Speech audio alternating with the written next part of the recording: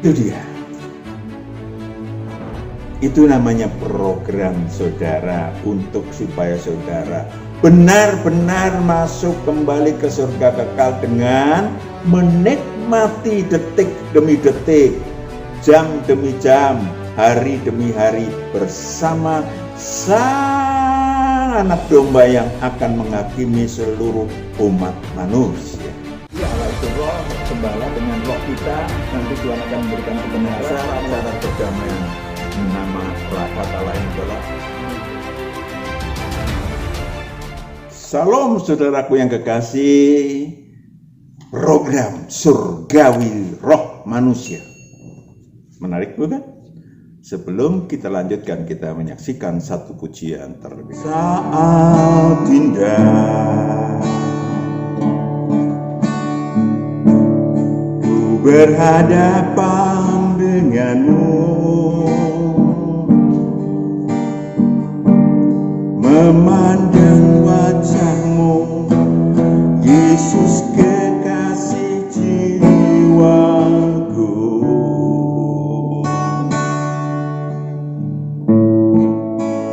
Bawa daku erat dalam pelukanmu, menikmati kasih dan indahnya hadiratmu.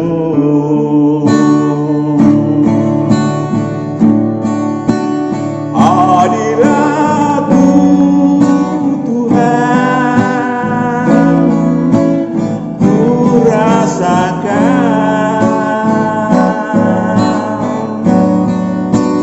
kekudusanmu Bapa penuhiku,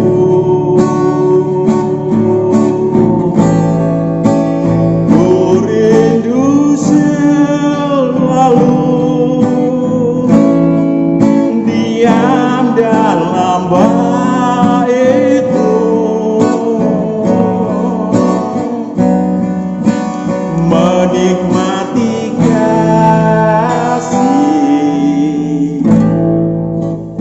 anugerahmu. Hadiratmu Tuhan ku rasakan, kekudusanmu Bapa penuhiku,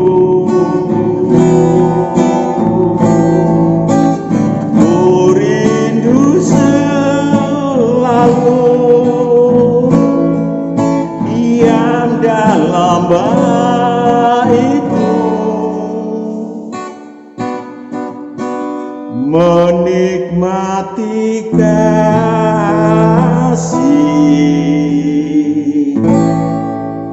anugerahmu.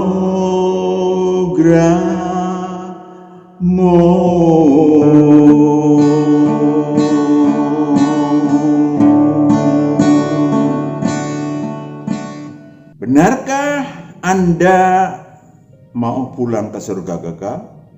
Jadi enggak tuh? Saudaraku yang kekasih, banyak orang, apalagi yang kental beragama, kalau ditanya pasti pengen pulang ke surga kekal, right? Namun kalau ditanya, sudahkah diperjuangkan sungguh-sungguh? Tidak banyak yang menjawab yes. Sedikit yang jujur, yang mengangguk, sedikit cuman. Apalagi kalau ditanya, sudah membuat program ilahi untuk pulang ke surga kekal dan sudah mulai diperjuangkan, tidak banyak orang menjawab. Saudaraku yang kekasih, jauh lebih gagah ketika mereka menjawab tentang program sekuler mereka, apalagi tentang anak-anak muda. Tetapi saya tidak bicara anak tua atau anak muda, saudaraku. Kita berbicara karena anak tua maupun anak muda. Kapan saja, di mana saja bisa meninggal dunia. Satu kasus. Ya, saya sampaikan bagaimana 1 tahun sebelum meninggal dia sehat. Dia memiliki apa yang disebut sebagai strata sekuler. Direktur sebuah BUMN, saudaraku yang kekasih. Kariernya sedang menanjak. Tetapi ketika Tuhan menyuruh saya menyampaikan sesuatu, dia pun menengok sebetulnya. Tetapi kesibukan sekulernya membuat dia cuman menengok sebentar, saudara. 6 bulan kemudian dia sakit. Saya ingatkan kembali, dan sulit sekali saudaraku kalau sudah terlanjur di ujung tanduk, sudah di tepi jurang, ya, tangannya untuk meraih ujung jurang pun sulit.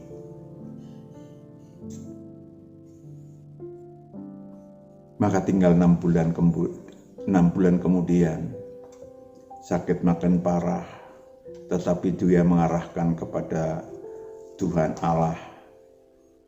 Dan walaupun mati muda, dia masih sempat diselamatkan Tuhan. Saya memiliki banyak kasus, saudara. Dan hari ini saya tidak ingin ada kasus semacam itu. Tuhan apalagi tidak menginginkan. Maka buat program surgawi yang benar-benar, yang serius. Jika Anda merencanakan masa depan sekuler Anda, entah itu S1, S2, S3 untuk pendidikan, tentu Anda akan memilih jurusan, tentu Anda akan mempersiapkan keuangan, Anda akan mempersiapkan energi, engkau akan mempersiapkan bla bla bla bla, termasuk di dalamnya time schedule-nya. Right? Bagi yang merencanakan dan pelaksanaannya asal-asalan pasti gagal. Betul? Demikian pula saudaraku, program sekuler lainnya, ada program sekuler untuk bisnis, program sekuler untuk berkeluarga, bahagia, program-program yang lain, karier dan lain-lain. Hal-hal sekuler tersebut sesungguhnya hanyalah untuk menggapai sesuatu yang fana. Betul? Sesuatu yang fana. Kita tahu persis bahwa apa yang disebut sebagai S1, S2, S3 pun ketika kematian menjemput tidak berdaya apa-apa. Seorang berpangkat apapun tidak berdaya apa-apa. Siapapun, saudara. Ya, apalagi kalau sudah di dalam liang lahat. Saya ingin sampaikan hal-hal sekuler sekali lagi bahwa sesungguhnya adalah bagian daripada pelajaran vertikal. Bagaimana saudara memperjuangkan sekolah, anak-anak saudara dan saudara memperjuangkan sekolah, harus tiap pagi datang ke sekolah sampai hari Senin sampai Jumat. Saudara bayar lagi. Itu semuanya sesungguhnya merupakan gambar lopian, gambaran bahwa mengejar untuk tamat SD, tamat SMP, tamat SMA, dan seterusnya itu adalah gambaran bahwa ada semakin tinggi strata yang ingin saudara kejar, semakin berat, semakin besar perjuangannya. Nah, apakah saudara berpikir bahwa perjuangan untuk sekuler itu yang hanya sampai S3 pun merupakan hal-hal yang fana, Lalu saudara berpikir bahwa keinginan ke surga, pulang ke surga kekal, bukan keinginan yang jauh berlipat ganda terlebih lagi nilainya, bukan? Sehingga manusia-manusia yang cerdik akan mulai berpikir.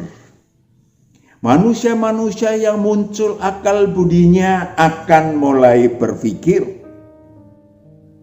menjadikan perkara-perkara, hal-hal perjuangan-perjuangan jasmaniah sebagai pelajaran, referensi, gambaran bagi perkara-perkara surgawi.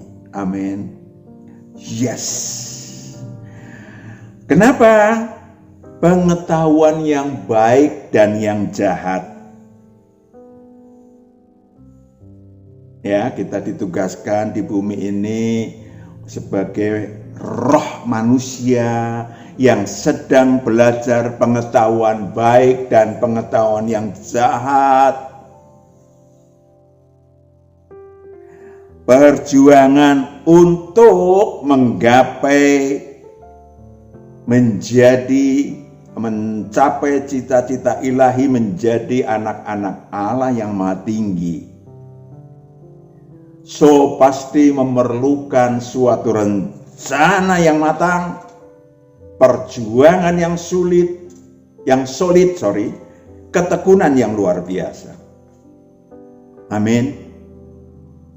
Mari kita sadari itu, kita belajar bersama bahwa memang surga kekal luar biasa. Tetapi ingat, ternyata kebenaran ilahi menyatakan hanya sepertiga dari seluruh roh manusia yang turun ke bumi yang mampu untuk pulang ke surga kekal. Hanya sepertiga, yang 2/3 atau 666/1000 akan masuk neraka kekal bersama roh-roh jahat, iblis dan Lucifer. Itu yang tragis. Itu yang bakal terjadi kelak pasca kiamat untuk seluruh roh umat manusia. Saudaraku yang kekasih, kenapa sih harus merencanakan dengan matang untuk menggapai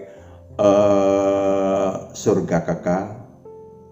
Kenapa harus matang? Saya ingin sampaikan bahwa karena setiap manusia bisa meninggal setiap saat, kapan saja, di mana saja. Matius 24 ayat 45 sampai 51. Matius 24 ayat 45, siapakah hamba yang setia dan bijaksana yang diangkat oleh tuannya atas orang-orangnya untuk memberikan mereka makanan pada waktunya? Ayat 46, berbahagialah hamba yang didapati tuannya melakukan tugasnya itu ketika tuannya datang. Itu dia.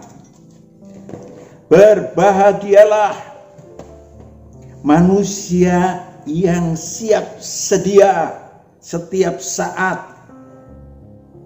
berada di dalam pekerjaan ilahi. Singkatnya, lanjut. Ayat 47, aku berkata kepadamu, sesungguhnya tuannya itu akan mengangkat dia menjadi pengawas segala miliknya. Mengangkat dia tidak hanya masuk surga, tetapi menjadi pengawas segala miliknya. Lanjut. Ayat 48, akan tetapi apabila hamba itu jahat dan berkata di dalam hatinya, ayat 49, Tuanku tidak datang-datang, lalu ia mulai memukul hamba-hamba lain. Santai saja, saya masih umur panjang, masih umur 30, masih umur 40, masih panjang. Dan makan minum bersama pemabuk-pemabuk. Dan melakukan hal-hal yang jahat. Ayat 50, maka Tuhan hamba itu akan datang pada hari yang tidak disangkakannya dan pada saat yang tidak diketahuinya. Pada saat yang tidak disangkakannya dan tidak diketahuinya. Kapan saja, di mana saja. Ayat 51, dan akan membunuh dia dan membuat dia senasib dengan orang-orang munafik. Di sanalah akan terdapat ratapan dan kertakan gigi. Di sanalah akan terdapat ratapan dan kertakan gigi.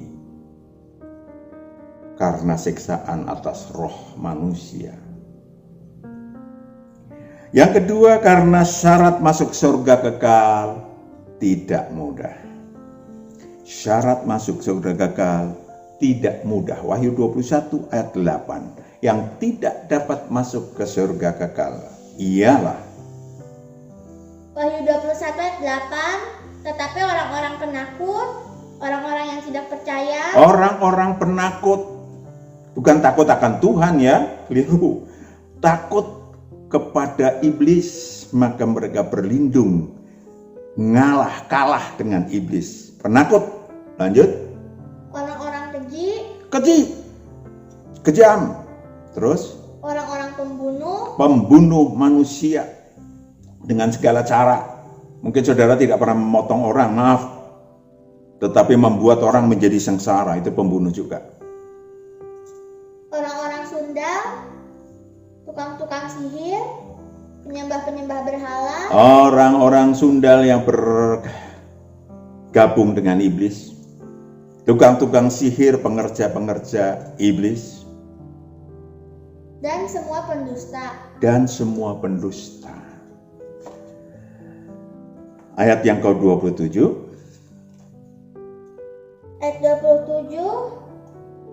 Tetapi tidak akan masuk ke dalamnya sesuatu yang najis atau orang yang melakukan kekejian atau dusta, tetapi hanya mereka yang namanya tertulis di dalam kitab kehidupan anak domba itu. Itu yang masuk surga kekal. Maka jika kita masih memiliki kenajisan, Tuhan mengatakan menyangkal setiap hari. Karena tadi syarat masuk surga kekal tidak mudah. Yang ketiga, hanya sepertiga. Zakaria 13 ayat 7-9. Hanya sepertiga kelak probabilitas roh manusia masuk surga kekal. Hanya sepertiga.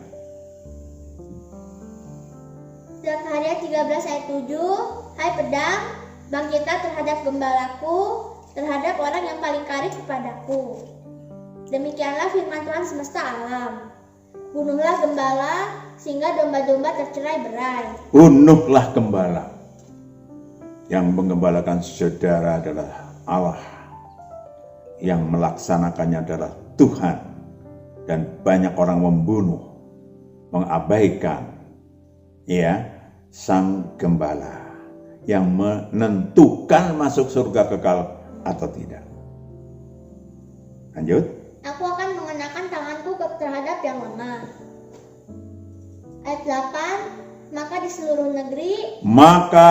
seluruh negeri demikianlah firman Tuhan, 2/3 daripadanya akan dilenyapkan. 2/3 daripadanya akan dilenyapkan masuk neraka kekal.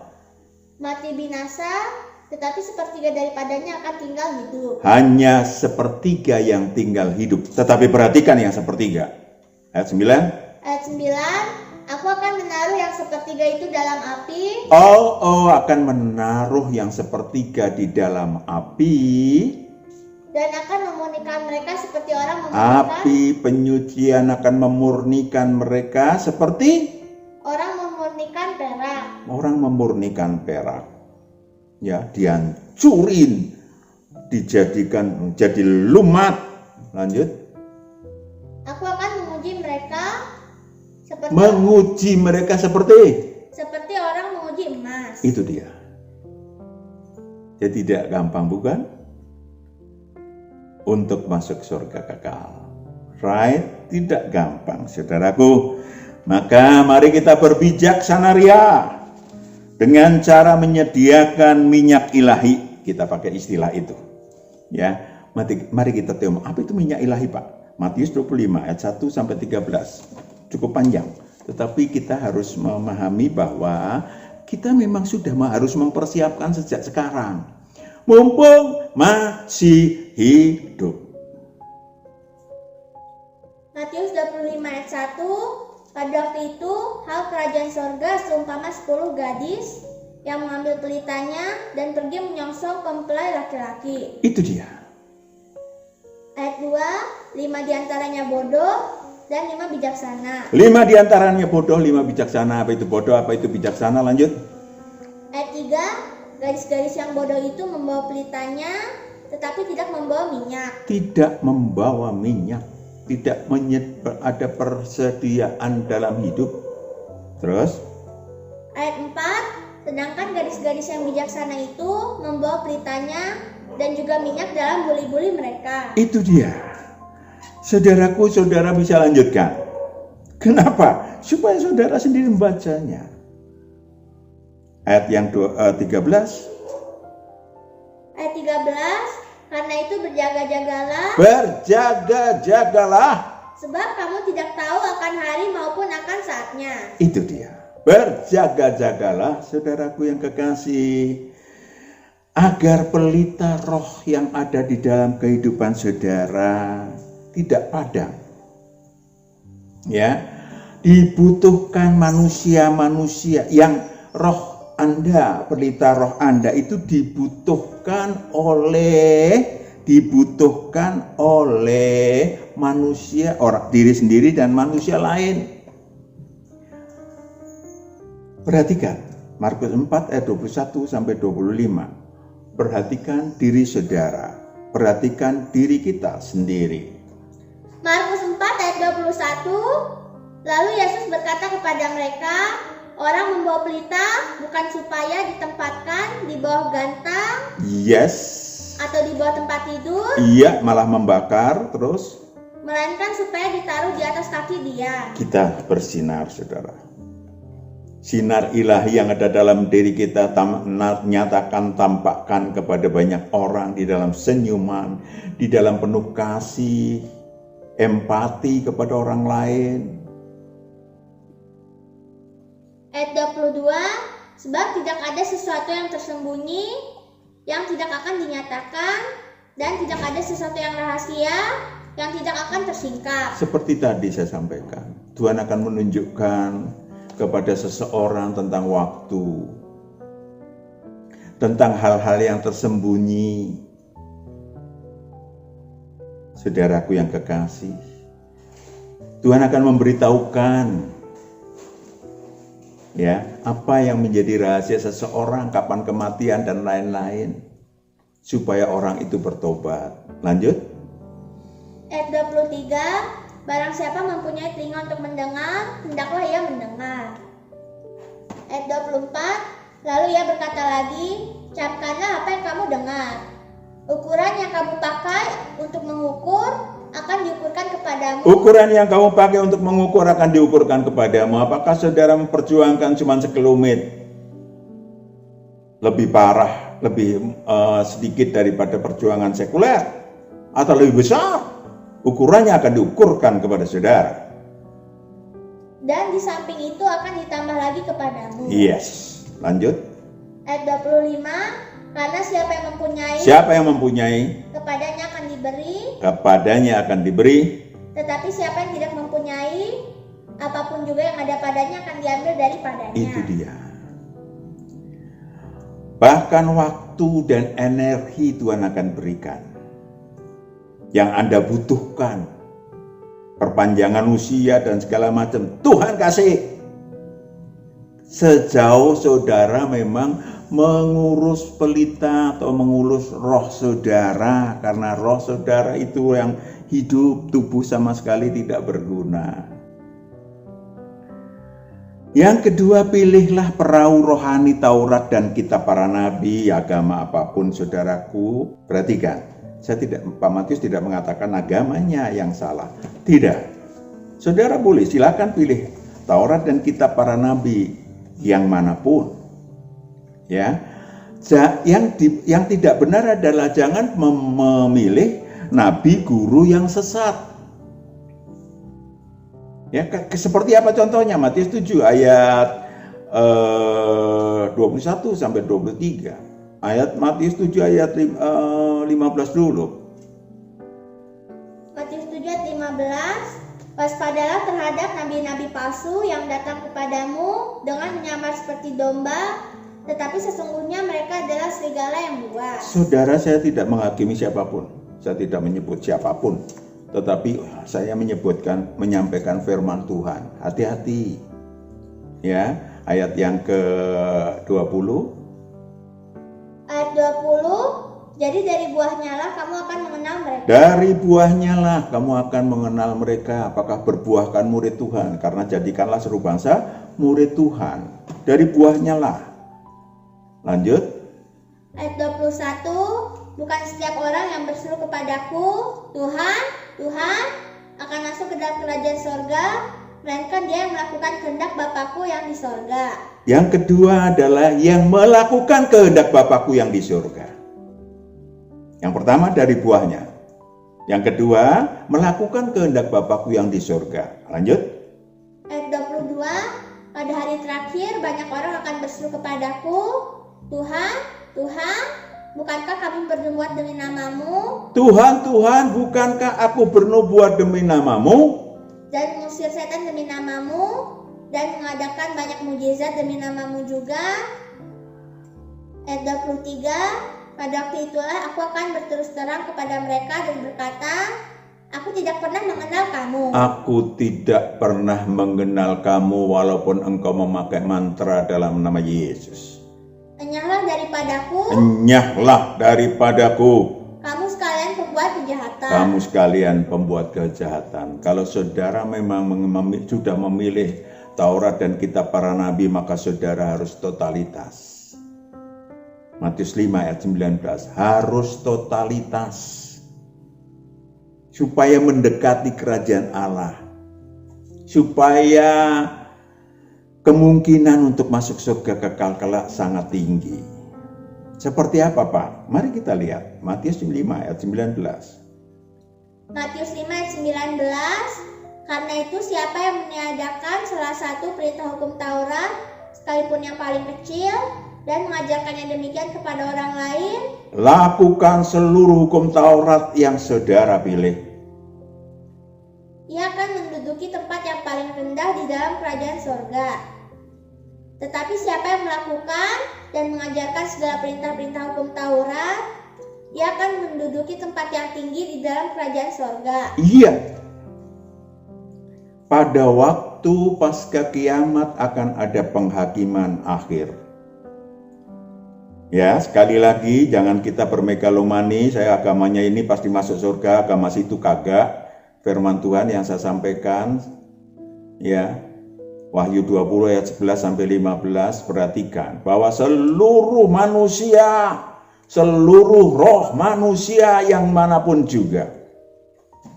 Wahyu 20 ayat 11, lalu aku melihat suatu takhta putih yang besar dan dia yang duduk di atasnya.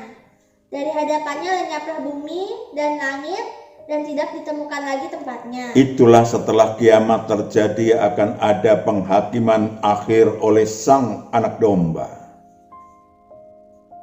Ayat 12, dan aku melihat orang-orang mati, besar dan kecil, berdiri di depan takhta itu, lalu dibuka semua kitab. Dibuka semua kitab, dibuka semua kitab. Dan dibuka juga sebuah kitab lain. Kitab lain. Yaitu kitab kehidupan. Kitab kehidupan. Dan orang-orang mati dihakimi menurut perbuatan mereka. Dihakimi menurut perbuatan mereka dan berdasarkan apa yang ada tertulis di dalam kitab-kitab itu. Berdasarkan apa yang saudara pilih Tauratnya. Ya. Terus ayat 13, maka laut menyerahkan orang-orang mati yang ada di dalamnya, dan maut dan kerajaan maut menyerahkan orang-orang mati yang ada di dalamnya. Roh-roh manusia baik yang masih ada di muka bumi, dan mereka dihakimi masing-masing menurut perbuatannya, maupun yang ada di alam maut akan dibawa ke hadapan Sang Anak Domba, akan dihakimi sesuai dengan kitabnya dan sesuai dengan perbuatannya. Lanjut. Ayat 14, lalu maut dan kerajaan maut itu dilemparkanlah ke dalam lautan api. Itulah kematian yang kedua. Iya, lautan roh-roh jahat dan iblis Lucifer masuk ke dalam neraka kekal. Terus Ayat 15, dan setiap orang yang tidak ditemukan namanya tertulis di dalam kitab kehidupan itu, ia dilemparkan ke dalam lautan api itu. saudaraku yang kekasih, itu adalah kebenaran. Jadi jangan saudara merasa beragama tertentu saudara pasti masuk surga. Yes, kalau saudara totalitas dan itu akan dihakimi. Atau saudara seperti yang saya pilih, ya saudara seperti apa yang saya pilih, perahu yang pernah kodakan sang anak domba karena dia menggembalakan secara pribadi saudara dengan saya. Pribadi, hari demi hari, waktu demi waktu, ya Anda dan saya akan dibawa ke Firdaus, ke surga kekal kelak. Tetapi pada hari-hari biasa, saudara dan saya akan dibimbing secara pribadi supaya rohnya hidup, tumbuh dan berbuah. Apalagi kalau saudara ikut di dalam apa yang disebut kodrat ilahi. Artinya saudara milih perahu yang seperti saya pilih. Ya, Anda ini bukan agama ya. Sekali lagi perahu ilahi. Anda akan merasakan roh saudara hidup, sayap-sayap rohaninya Anda akan tumbuh satu persatu. 2 Petrus 1 ayat 5 sampai 7 akan tumbuh satu persatu sayap rohani. Roh saudara ada 7 sayap rohani akan tumbuh satu persatu. 2 Petrus 1 ayat 5, justru karena itu kamu harus dengan sungguh-sungguh berusaha untuk menambahkan kepada imanmu kebajikan, Iman, dan kepada kebajikan pengetahuan, ayat 6, kebajikan dan pengetahuan, terus dan kepada pengetahuan penguasaan diri, kepada penguasaan diri ketekunan, dan kepada ketekunan kesalehan, ayat 7, dan kepada kesalehan kasih akan saudara-saudara, dan kepada kasih akan saudara-saudara, kasih akan semua orang. itu dia. Itu namanya program saudara untuk supaya saudara benar-benar masuk kembali ke surga kekal dengan menikmati detik demi detik, jam demi jam, hari demi hari bersama sang anak domba yang akan menghakimi seluruh umat manusia. Right? Itu dia. Saudara akan merasakan, saudara akan mengenal Yesus Kristus yang ilahi. 2 Petrus 1 ayat 8. Mengenal dia yang ilahi. Mungkin kalau saya beragama Kristen, saya mengenal bagaimana gambar-gambar yang ganteng, yang disalibkan, memikul salib. Lanjut. Sebab apabila semuanya itu ada padamu dengan berlimpah-limpah, kamu akan dibuatnya menjadi giat dan berhasil dalam pengenalanmu akan Yesus Kristus, Tuhan kita. Yes, berhasil akan pengenalanmu, mengenal dia secara ilahi, secara pribadi, face to face. Dan tidak buta dan picik. Ayat selanjutnya, tidak buta dan picik. Ayat 9, tetapi barang siapa tidak memiliki semuanya itu, ia menjadi buta dan picik karena ia lupa bahwa dosa-dosanya yang dahulu telah dihapuskan. Itu dia. 10. Saudara, roh tubuh alamiah saudara juga nasibnya akan diperbaiki Tuhan. Ayat 10, karena itu saudara-saudaraku, berusahalah sungguh-sungguh supaya panggilan dan pilihanmu makin teguh. Sebab jikalau kamu melakukannya, kamu tidak akan pernah tersandung. Tidak akan pernah tersandung. Terakhir ayat 11. Ayat 11. Perhatikan baik-baik. Dengan demikian kepada kamu akan dikaruniakan hak penuh. Hak penuh. Untuk memasuki kerajaan kekal. Kerajaan kekal. Saudara tahu apa yang namanya? Surga kekal dan yaitu kerajaan Tuhan dan Juru Selamat kita, Yesus Kristus. Saudaraku yang kekasih, kita punya hak penuh, tetapi dirasakan setiap saat, setiap hari saudara merasakan karena ada yang membimbing. Dan yang membimbing tidak main-main. Yohanes 10 ayat 3, Yohanes 10 ayat 3, untuk dia penjaga membuka pintu, dan domba-domba mendengarkan suaranya, dan ia memanggil domba-dombanya masing-masing menurut namanya, dan menuntunnya keluar. Ayat 4, jika semua dombanya telah dibawanya keluar, ia berjalan di depan mereka, dan domba-domba itu mengikuti dia. Domba-domba itu mengikuti dia Karena mereka mengenal suaranya. karena mereka mengenal suaranya secara pribadi. Yang terakhir, no bertuhankan harta, no bertuhankan uang, no bertuhankan duniawi, dan no bermegalomani iman. Ya, banyak sekali orang merasa sudah melakukan hukum Taurat seperti anak muda. Ya, sudah kulakukan semuanya. Kalau engkau ingin sempurna, benar-benar menggapai surga kekal, buang semua hartamu, dan dikatakannya, waduh, hartaku banyak. Ternyata Tuhannya tidak hanya yang dia pilih di dalam Alkitabnya, di dalam kitab-kitabnya, tetapi justru Tuhannya itu uang, Tuhannya itu harta. Ada lagi orang-orang yang merasa keturunan Abraham, keturunan kelompok beriman, pasti masuk surga kekal. Siapa itu? Yohanes Pembaptis mengatakan Tuhan bisa membuat dari batu-batu. Ya, kenapa? Yang di sampingnya Tuhan Yesus, saudara tahu salah satu penjahatnya masuk Firdaus. Saudara tahu, penjahat. Tetapi dia melihat sang raja di sampingnya. Banyak orang yang juga merasa lahir kembali, tetapi cuma lahir kembali. Ya, tidak tumbuh, tidak berbuah. Mari koreksi diri. Sejak dini. Apakah saya dan saudara domba? Apakah kambing?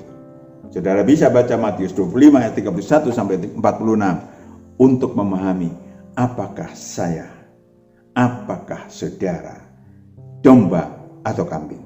Penting untuk supaya kita menyusun rencana program masuk ke surga kekal, kembali ke tanah air kita surgawi, tanah air kita ilahi. Amin.